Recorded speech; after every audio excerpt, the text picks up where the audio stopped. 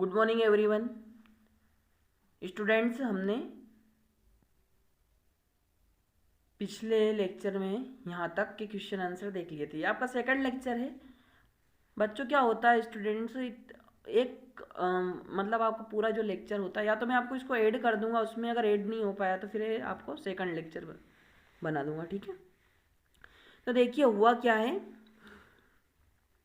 आपको उसने टेबल के फॉर्म में पूछा था कि state of matter, tabulate the difference in the characteristic of state of matter. उसको टेबल के फॉर्म में आप डिफ्रेंशिएट कीजिए और कमेंट कीजिए upon the following: rigidity, compressibility, fluidity, fill in the gas container, shape, kinetic energy and density. इन सबको आपको क्या करना है, इनके ऊपर कमेंट करना था, मतलब होती क्या है ये चीज़ें, ठीक है। तो आइए देख लेते हैं। पहला, difference in the characteristics of three states of matter. आपको पता है generally solid, liquid, gas. Solid, liquid, gas, ये क्या होती है, स्टेट्स ऑफ मैटर होती है। क्या होती है, स्टेट्स ऑफ मैटर होती है, ठीक है। ये सॉलिड, लिक्विड एंड गैस होती तो 5 है, आपको पता होगा, प्लाज्मा और बोस आइंस्टाइन, ठीक है। लेकिन सॉलिड, लिक्विड, ये गैस जनरली आपकी क्या होती है, स्टेट्स ऑफ मैटर होती है। अब इसमें क्या डिफरेंस होता है वो देख लेते हैं अपने को। देखिए बच्चों, पहला आपका जो डिफरेंस है वो है शेप का। क्या है, शेप।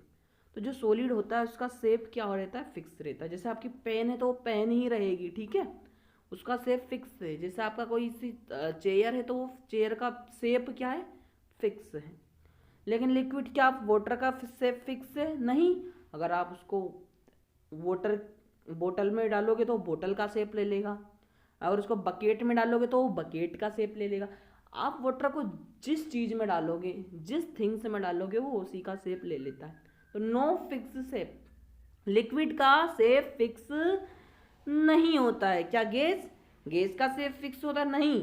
अगर आप उसको, जैसे कि आपने आपके घर में एलपीजी गैस देखी होगी, लिक्विड पेट्रोलियम गैस, जिससे आपकी मम्मी आपको खाना बनाकर देती है, तो क्या उसका शेप फिक्स होता नहीं। उसको आज सिलेंडर में, टंकी में डाला तो उसने उसका शेप ले लिया।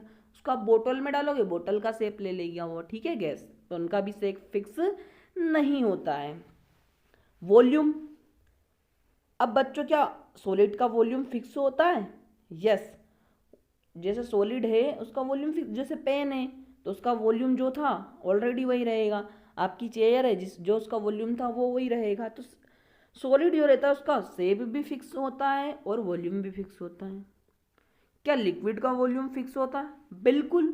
वॉल्यूम से मतलब समझते हो ना, जैसे कि आपने 1 लीटर वाटर लिया तो आपको उसको किसी में भी डालो वो 1 लीटर ही रहेगा। ऐसा तो नहीं रह जाएगा कि 1 लीटर से वो आधा लीटर में चेंज हो जाएगा, नहीं, उसका वॉल्यूम फिक्स है।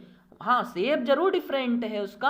आप बोतल में डालोगे बोतल का शेप ले लेगा, आप बकेट में डालोगे बकेट का शेप ले लेगा, लेकिन वॉल्यूम उतना ही रहेगा। तो वॉल्यूम फिक्स होता है।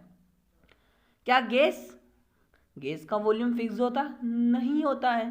गैस को आप एक, जैसे कि एक मान लो कंटेनर है, आपने 100 ml का बीकर ले लिया, तो 100 ml के बीकर में आपने गैस को डाला, वो 100 ml उसका वॉल्यूम हो जाएगा। वही 100 ml के बीकर में आपने जितनी गैस ली थी वो आपने एक बकेट में डाल दी, तो वो गैस उतना ही वॉल्यूम, बकेट के जितना वॉल्यूम ले लेती है। आपने उसको एक सिलेंडर वाली जो सिलेंडर आता है आपके घर, वो उसमें डाल दिया तो वो उतना शेप ले लेती है। तो आपका जो सॉलिड होता है उसका तो शेप और वॉल्यूम फिक्स होता है, लेकिन गैस का ना तो शेप फिक्स है ना ही वॉल्यूम फिक्स है, ठीक है। अब रिजिडिटी और फ्लूइडिटी। तो रिजिडिटी और फ्लूइडिटी क्या होता है, आपका जो सॉलिड होता है वो रिजिड होता है। रिजिड मतलब ठोस, ठोस मतलब समझते हो ना, रिजिड होता है। तो आपका जो सॉलिड होता है वो रिजिड होता है। और आपका फ्लूइडिटी, तो क्या आपका सॉलिड जो पेन है आपकी बह सकती है, क्या बहने का गुण, जैसे बहना, जैसे पानी आपका कभी गिर जाता है आपका हाथ से तो वो आसपास बहने लगता है, ठीक है। तो क्या आपका सॉलिड, जैसे पेन गिर गई तो वो बहने लगेगी, क्या नहीं। तो आपका सॉलिड होता तो रिजिड है लेकिन वो फ्लो नहीं करता है, ठीक, कैन नॉट फ्लो। आपका लिक्विड, वाटर, वाटर आपका फ्लो भी कर सकता है लेकिन रिजिड नहीं होता है, ठीक है। सॉलिड से ये क्या होता है, सॉलिड से कम रिजिड होता है, होता तो है not rigid less than solids more than solids, ठीक है, ये सॉलिड से कम रिजिड होता है। और आपकी जो गैस रहती है ये ना तो फ्लो करती है, मतलब आपकी जो गैस रहती है वो फ्लो कर सकती है, ठीक है, फ्लो, और ये रिजिड नहीं होती है, ठीक है। अब इंटरमोलिकुलर स्पेस देखिए, मैंने आपको अभी शायद फर्स्ट लेक्चर में ही आपको समझाया था कि वेरी लेस, जो आपके सॉलिड रहते हैं उसमें क्या स्पेस कम होती है, इसलिए वो क्या है रिजिड होते हैं, पर आपके लिक्विड में थोड़ी स्पेस होती है इसलिए वो लिक्विड होते हैं। और जो आपकी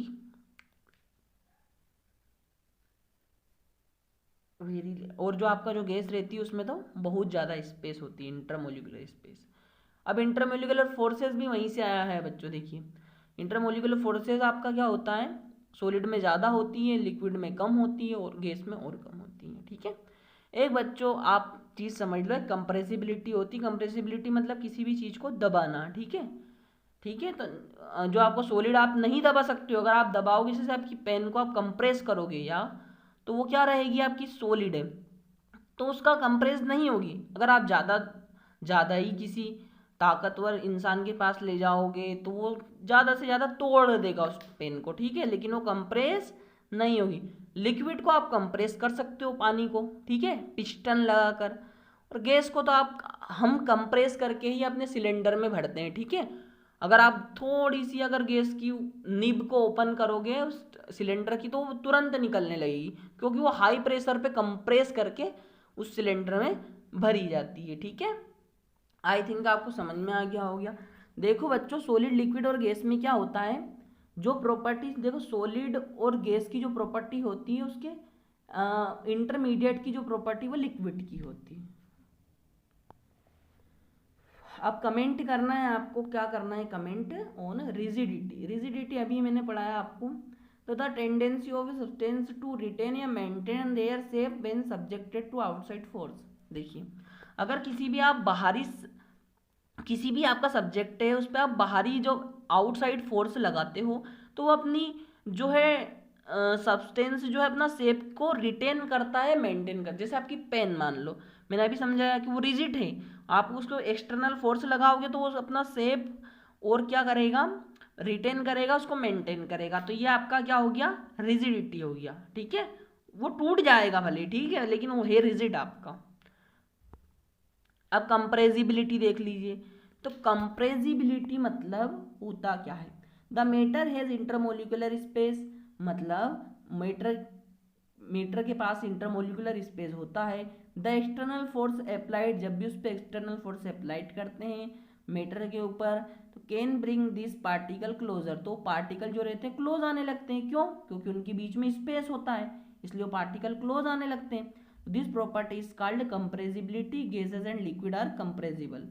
आपका सॉलिड क्या होता है, कंप्रेसिबल नहीं होता, लेकिन आपकी gaseous and liquid are compressible, ठीक है, क्योंकि इनके बीच में क्या होता है बच्चों, मोलिकुलर इंटरमोलिकुलर स्पेस होता है, ठीक है, आपको समझ में आ रहा है, इंटरमोलिकुलर स्पेस होता है, इनके बीच में क्या होता है, इंटरमोलिकुलर स्पेस होता है, पहली कंडीशन।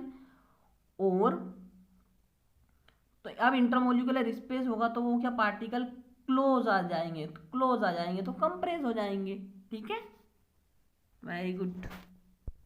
तो कंप्रेसिबिलिटी आपको समझ में आ गई होगी, और गैसियस और लिक्विड में आपका कंप्रेसिबल होता है, ठीक है, गुड।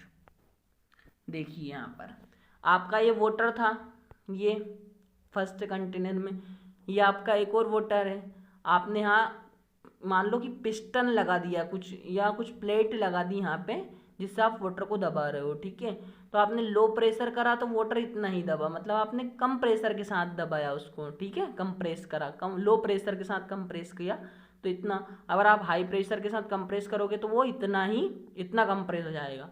तो इससे क्या पता चलता है कि वाटर जो आपका लिक्विड है उसके बीच में क्या होता है, इंटरमोलिकुलर स्पेस होती है, इसके कारण वो जो है पार्टिकल आपस में क्लोज आने लगते हैं। देखिए यहाँ पे आपको डायग्राम से अच्छे से समझ पा रहे होंगे। अब होती है fluidity, the tendency of particles to flow is called fluidity, मतलब पार्टिकल्स के फ्लो होने की टेंडेंसी ही उसकी फ्लूइडिटी होती है। लिक्विड एंड गैसियस फ्लो, आपकी लिक्विड और गैसियस फ्लो करती रहती है। आपने गैसियस मतलब आपने हवा को चलते हुए देखा होगा, आपने कपड़े जो है सुखाने रखते हो कभी, तो वो उड़ जाते हैं, तो गैसियस क्या करती है, फ्लो करती रहती है, और लिक्विड भी फ्लो करता है। ठीक है, ये आपको अच्छे से समझ में आएगा। देखिए स्टूडेंट्स, ये है शहद, आपकी क्या है, शहद। तो आप वाटर, और जो वाटर भी फ्लो करता है, और आपकी जो ये शहद रहती है ये भी क्या फ्लो करती है, तो किसकी फ्लूइडिटी ज़्यादा है, वाटर की। वाटर फास्ट फ्लो करेगा, इसके पार्टिकल के बीच में क्या होता है, इंट्रामोलिकुलर फोर्स ऑफ अट्रैक्शन ज़्यादा होता है। ठीक है, तो वाटर की फ्लूइडिटी ज़्यादा होती है। और अगर से आपके विस्कस कौन होता है आपका, विस्कस, तो विस्कस में आपका शहद ज़्यादा आपकी विस्कस होती है। ठीक है, गाढ़ी होती है, विस्कस मतलब कौन गाढ़ा है, तो आपकी शहद जो है ज़्यादा गाढ़ी होती है। Filling of a gas container, इसका मतलब होता है gaseous have particle which vibrate randomly called direction the gas can fill the container.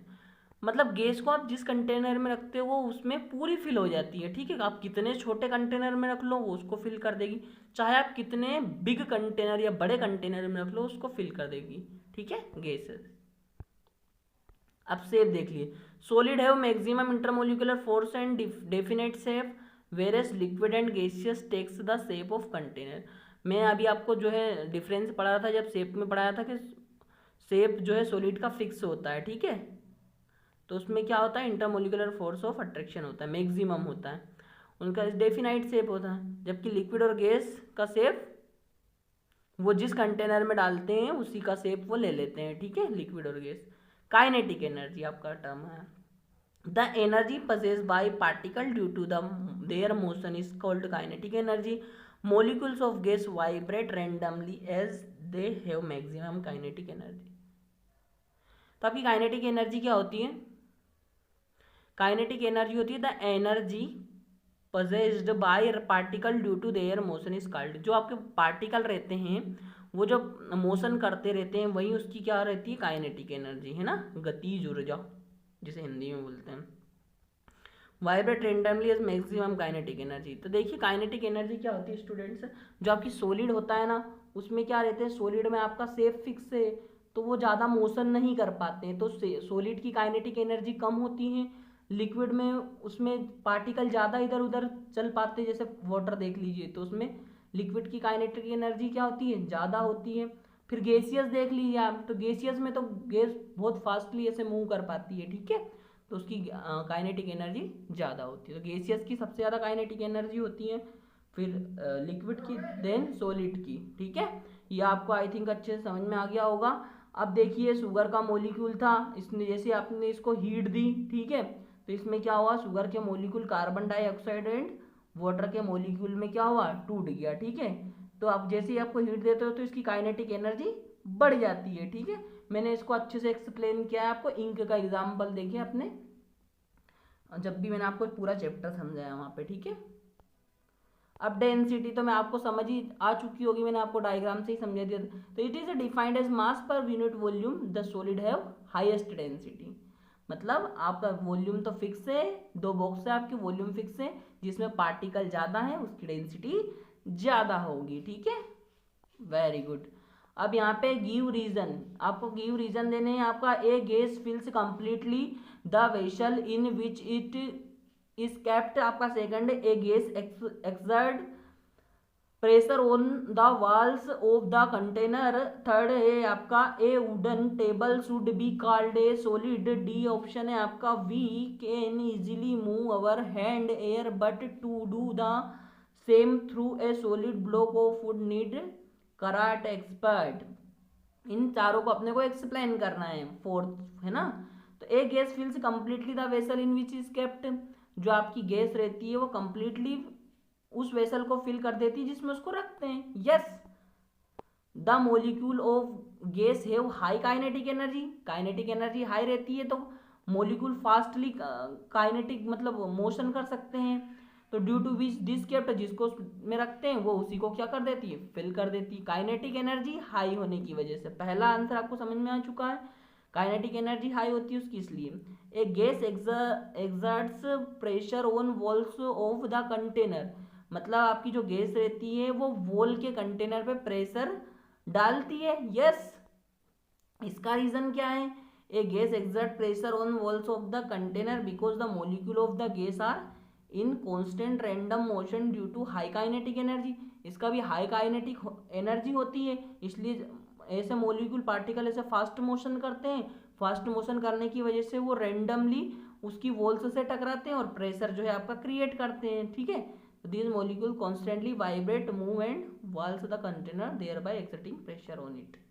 आपको अच्छे से समझ में आ चुका होगा। दोनों का हाई काइनेटिक एनर्जी होती है। अभी हाई काइनेटिक एनर्जी होने की रैंडम मोशन करते हैं तो वो वॉल पे टकराते हैं, और वॉल पे टकराएंगे तो प्रेशर तो क्रिएट होगा। ठीक है, see that a wooden table should be called a solid.